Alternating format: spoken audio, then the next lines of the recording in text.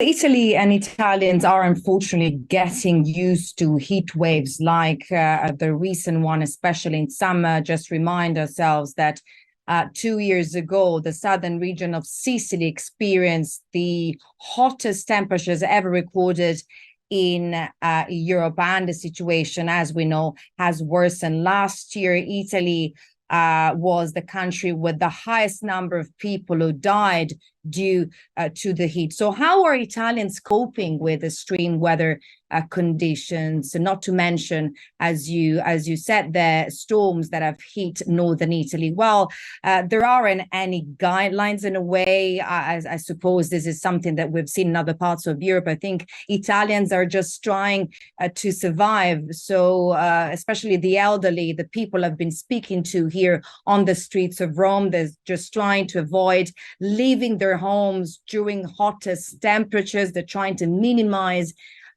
movements, but we know that there's been an increase in the number of people who have been admitted to hospital by nearly 30%. And the main issue really is the fact that workers who have to work outdoor are the ones suffering the most, paying the highest price. We know that at least 5 people have died due to the heat, 5 workers, and clearly with temperatures rising, they don't want to work under these conditions.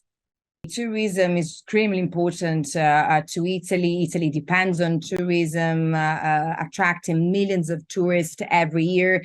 The sector last year alone accounted for over 10% of the country's GDP. But despite the fact that southern European countries like Italy are still very popular among European tourists, it seems that according to experts, that there has been a change in preferences towards cooler and more northern destinations. And it's not yet clear what kind of impact such change will have on the country's economy. So we'll see what kind of effects this will have. If you take Rome, for example, the capital, we've seen that several tourists have collapsed due to the heat in the past few days. Rome's Civil Protection Agency and the Red Cross set up a team of 80 volunteers to help tourists, ensuring that crowds waiting to enter tourist spots are given access to water, misting stations,